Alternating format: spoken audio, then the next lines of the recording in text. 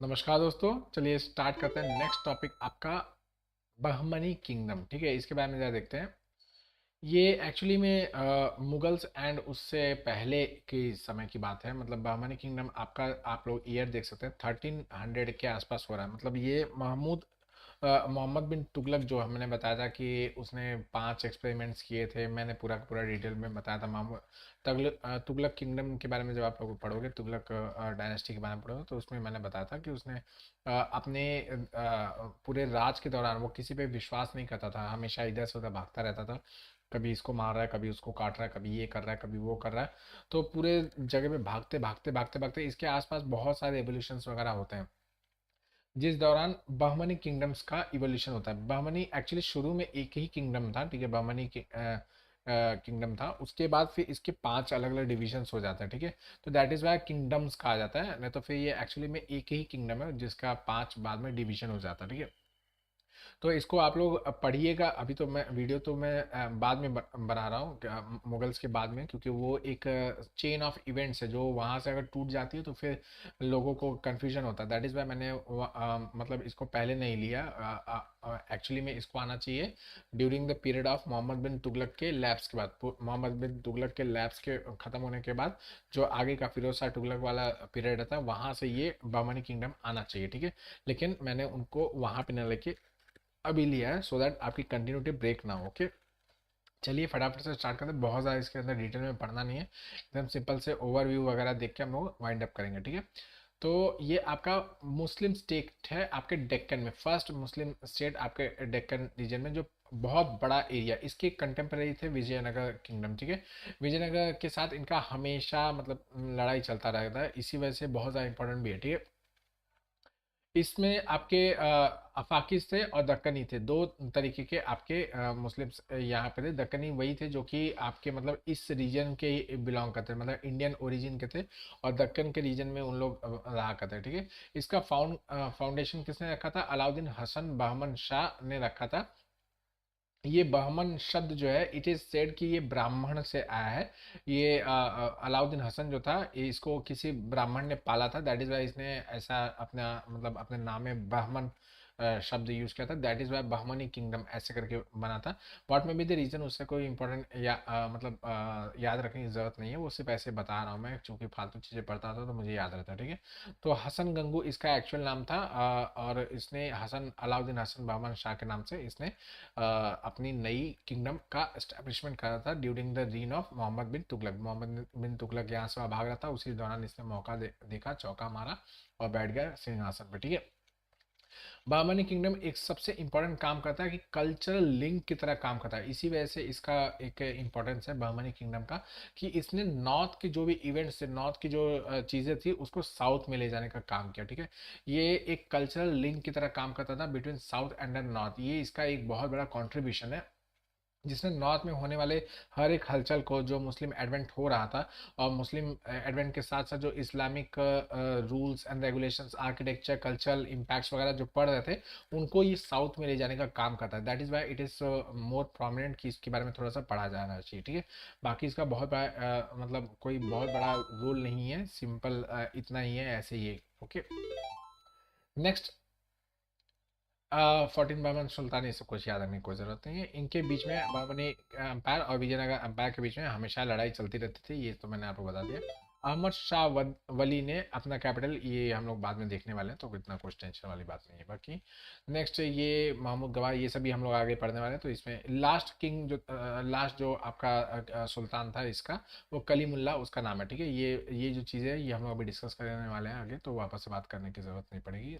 यहाँ पे हम लोग देख लेंगे। ठीक है, ये है आपका बहमनी किंगडम और विजयनगर किंगडम। ठीक है, आप लोग देख सकते हैं कि राइट नाउ जो आपका मतलब क्या बोलते हैं, गोवा, महाराष्ट्र, ये वाला जो रीजन है, वो वाला रीजन। इनफैक्ट इसी इसी रीजन में बाद में मराठा एम्पायर का भी एस्टेब्लिशमेंट होता है। तो बहमनी किंगडम उस रीजन को पूरी तरीके से ऑक्यूपाई करता है। ये आपका दोआब का रीजन है, ये आपका कृष्णा रिवर है, और ये आपका तुंगभद्रा रिवर है। ठीक है, तो इन दोनों के बीच का जो रीजन है, इसको रायचूर दोआब कहते हैं। ठीक है, रायचूर द्वार बोलते हैं। ठीक, रायचूर द्वार। ठीक है, इस रीजन के लिए बहुत लड़ाई इन लोग हमेशा लड़ते थे। ये पूरा का पूरा ये देखिए ये रायचूर है, ठीक है। इस रीजन को लेके बहुत लड़ाई इन लोग के बीच में हमेशा हमेशा हमेशा चलती रहती, ठीक है। तो ये एक प्रोमिनेंट बोन ऑफ कंटेंशन था, और ये ऐसा रहता कि कभी विजयनगर जीत रहा है, कभी बहमनी किंगडम जीत रहा है, कभी वो हार रहा है, कभी ये जीत रहा है। इस तरीके से कंटिन्यूसली चलता रहता है। इनफैक्ट इसके बाद हम लोग विजयनगर भी पढ़ लेंगे इसी में कंटिन्यूएशन में, फिर हम लोग आगे मूव करेंगे, ओके। तो आते हैं महमूद गवाह के बारे में पढ़ते हैं थोड़ा सा, क्योंकि यहाँ पे बहुत कोई इम्पोर्टेंट किंग नहीं हुआ, कोई बहुत बड़ा सुल्तान नहीं हुआ जिसने बहुत कुछ बड़ा बड़ा चीज़ें किया।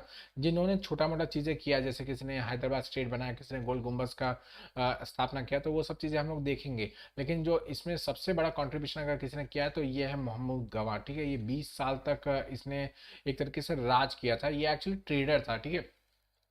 ये ईरानियन ट्रेडर था जो कि भारत में आया था, और यहाँ पे ये डेक्कन के रीजन में इट इज सेड ये सॉल्ट शायद बेचा था, कुछ भी बेचता, मुझे फ़र्क नहीं पड़ता। ये ट्रेडिंग का काम करता था, तो इसके ट्रेडिंग एक्टिविटीज़ ये सब बहुत पॉपुलर होते होते चले गए, और इसने काफ़ी मतलब इम्पैक्ट मतलब आपके रॉयल जो हाउस थी उसके अंदर भी ये अपना इम्पैक्ट छोड़ना स्टार्ट किया। तो इसको मलिक उल तुजार करके एक टाइटल के साथ, कि मतलब ये मर्चेंट्स का चीफ है, इस टाइटल के साथ इसको नवाजा गया बाय द हुमायूं शाह, ठीक है। बाद में हुमायूं शाह ने इसको अपने पर्सनल इसमें ले लिया, एडवाइजरी में ले लिया, और इसको एज ए प्राइम मिनिस्टर का पोस्ट वगैरह दे दिया। और उसके बाद से इसने 20 साल तक कंटिन्यूसली स्टेट अफेयर्स में डोमिनेशन बनाया इस बमनी किंगडम के अंदर, पूरी तरीके से एक सत्र मतलब एक छत्र राज किया। और हर तरीके से बहुत सारी इसने इनोवेटिव चीज़ें की, जैसे एजुकेशन के लिए इसने बहुत काम किया। इसने स्कूल कॉलेज स्कूल खोले, कॉलेजेस खोले। इसका इनफैक्ट बहुत बड़ा एक मदरसा है जो कि मतलब इट इज सेड कि इट वाज ए कॉलेज। तो ये अभी तक स्टिल इंटैक्ट है, लोग देखने जाते हैं, ठीक है। बीदर में है। और नेक्स्ट इसने एडमिनिस्ट्रेशन भी बहुत अच्छी तरीके से कर दिया। जो टूटा फूटा एडमिनिस्ट्रेशन चल रहा था, बीच में लड़ाई वगैरह चल रही थी, उस सारे चीज़ों को इसने रोक के बंद करके एक स्टेबिलिटी प्रोवाइड करने का काम किया, ठीक है।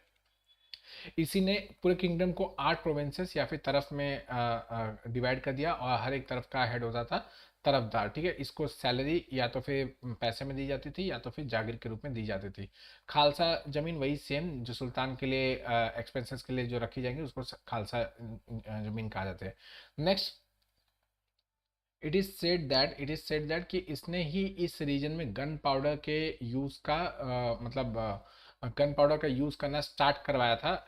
तो हम लोग ने देखे बाबर के समय, मैंने बताया था कि बाबर के समय से पहले गन पाउडर का यूज होता था। तो इट इज सेड कि इसी ने एक्चुअली में इंट्रोड्यूस किया था गन पाउडर का यूज करना भारत के अंदर, ठीक है। तो he was the first, it is said. तो इसने विजयनगर से मतलब लड़ाई के दौरान गन पाउडर का यूज़ करना बहुत ही अच्छी तरीके से स्टार्ट करा था। बीदर में इसने स्टार्ट करवाया था कॉलेज, ये तो मैंने बता दिया। बाकी महमूद शाह मतलब ये हुमायूं शाह का बेटा, जब नेक्स्ट टाइम मतलब जब वो गद्दी पे बैठा, तो वो थोड़ा सा कान का कच्चा था, तो उसने पकड़ के इसको मतलब एग्जीक्यूट करा दिया, मुंडी कटवा दी, ठीक है। खैर, आगे बढ़ते हैं।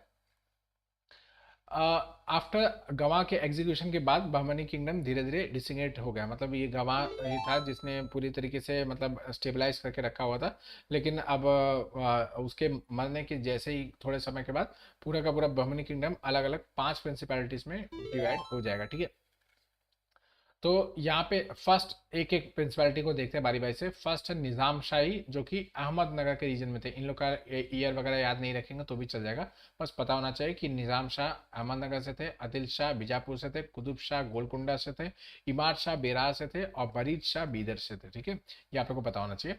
तो इसका फाउंडर कौन था? अहमद निज़ाम शाह था। इसको बाद में लास्ट में शाहजहां ने एनेक्स करके कॉन्कर कर लिया था आपके 1633 में, ठीक है। नेक्स्ट नेक्स्ट आता है आदिल शाह ऑफ बीजापुर, ठीक है। आदिल शाही किंगडम था। इसके फाउंडर थे यूसुफ आदिल शाह।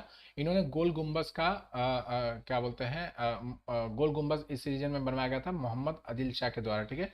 इसको भी बाद में औरंगजेब 1687 में एनेक्स कर लेगा पूरी तरीके से मार के, ठीक है। नेक्स्ट है कुतुब शाह। ये गोलकुंडा के रीजन में थे। गोलकुंडा इंपॉर्टेंट है आप लोग को, और भी रीजन है इस यहाँ पे मतलब हीरो की खान होती थी, यहाँ से डायमंड्स निकलते थे, एंड गोलकुंडा के ही खान से निकला था आपका कोहिनूर, ठीक है। कोहिनूर जो है वो यहीं से निकला था। नेक्स्ट इसके फाउंडर थे मोहम्मद कुली कुतुब शाह, और इन्होंने गोलकोंडा फोर्ट बनवाया था और उसको अपना कैपिटल बनवाया था। इन्होंने ही मोहम्मद कुली कुतुब शाह ने ही हैदराबाद सिटी की फाउंडेशन रखी और यहाँ पे चार मीनार भी बनवाया था। ठीक है, उस समय इसका नाम भाग्यनगर हुआ करता था। इनफैक्ट अभी रिसेंटली न्यूज़ में आ भी रहा है कि हैदराबाद का नाम चेंज करके वापस से भाग्यनगर कर दिया जाएगा।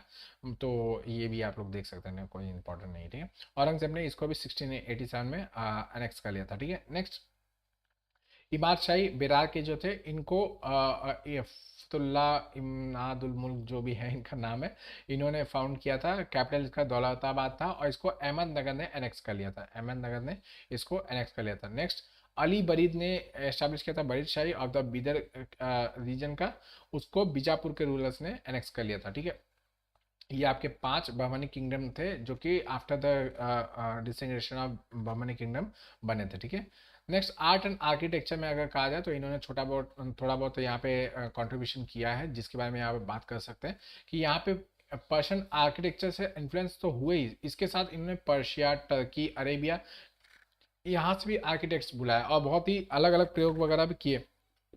इनफैक्ट आप लोग देखेंगे कि साउथ के जो भी मतलब इस रीजन के बमनी रीजन की जो भी आपके मुगल बोल रहा हूँ, जो मुस्लिम आर्किटेक्चर है वो सारे के सारे आर्किटेक्चर आपके मुगल आर्किटेक्चर से बहुत ही डिफरेंट है, लेकिन उनके अंदर बहुत ही यूनिकनेस कुछ किसी ना किसी चीज़ से वो खास है। जैसे गोल गुम्बद जैसे उसकी बात कर जाए तो वर्ल्ड का सबसे बड़ा ये गुम्बद का डोम जो होता है वो सबसे बड़ा वर्ल्ड का यही है, गोल गुम्बद। ठीक है, इसके अंदर आपका विस्परिंग गैलरी है, ये देखिए यहाँ पे विस्परिंग गैलरी है, ये इसकी खासियत है। आप गोल गुम्बज के अंदर जाएंगे, एक कोने से आप कुछ भी मतलब धीरे से काना फुसी भी कर, जिसको बोलते हैं ना कान में बोलना, तो वो भी आप करोगे ना तो दूसरे कोने पे कोई और व्यक्ति है तो उसको भी सुनाई देगा, ऐसा कहा जाता है। अब मैं गया नहीं हूँ तो मुझे पता नहीं है एक्चुअली, लेकिन ऐसा कहा जाता है और नेट पे इसका मैंने वीडियो देखा था तो बोल रहे थे कि हाँ मतलब सुनाई दे रहा है। अब मैं जाऊँगा तो पता चल जाएगा। ठीक है, नेक्स्ट बाकी महमूद गवाह का मैंने बता दिया कि ये आपका मदरसा बनवाया था, बीदर फोर्ट बनवाया था और गुलबर्गा फोर्ट, जामा मस्जिद, ये सब की बात हम लोग कर लिए। इस समय एक इंपॉर्टेंट चीज़ होती है दक्कनी। ठीक है, ये देखिए ये बहुत इंपॉर्टेंट चीज़ है। दक्कनी ही उर्दू को कहा जाता है। ठीक है, उर्दू का पुराना नाम दक्कनी है। ठीक है, उर्दू जो लैंग्वेज है इसका इंट्रोडक्शन कराया गया था इब्राहिम आदिल शाह के द्वारा पर्शियन लैंग्वेज की जगह पे इन द कोर्ट में। ठीक है, कोर्ट लैंग्वेज की तरह पे पर्शियन लैंग्वेज जो होती थी उसकी जगह पे इन्होंने दक्कनी लैंग्वेज को प्रमोट करना स्टार्ट किया, जिसकी वजह से इस रीजन में उर्दू लैंग्वेज बहुत ज़्यादा प्रोमिनेंट होती चली गई और इसी से जो प्योर फॉर्म ऑफ उर्दू है जो अभी बोली जाती है वो यहाँ से आती है, दक्कनी। ठीक है, तो इट इज सेड कि क्या बोलते हैं मतलब ये दक्कन जो है यहाँ से उर्दू का जन्म हुआ है। ठीक है, दो बहुत सारे क्या बोलते हैं जो स्कॉलर्स हैं वो इसको रिफ्यूट करते हैं, कहते हैं कि मतलब उर्दू एक्चुअली मीन्स कैंटोनमेंट। ठीक है, या फिर जहाँ पे सेना रुकी रहो उसको कहा जाता है उर्दू। ठीक है, तो वहाँ से निकली है, तो what may be the reason उससे कोई फर्क नहीं पड़ता। इंपॉर्टेंट ये है कि दक्कनी इस रीजन की कोर्ट लैंग्वेज हुआ करती। ठीक है, और इसमें कुछ भी ज़्यादा डीप में जाने की ज़रूरत नहीं, इतना ही हुआ, इसके बारे में ज़्यादा और इंपॉर्टेंट पढ़ने की कोई ज़रूरत नहीं है। ठीक है, चलिए इसी के साथ बाइंड अप करता हूँ, मिलता हूँ आप लोग से नेक्स्ट वीडियो में विजयनगर किंगडम के बारे में। ठीक है, चलिए बाय।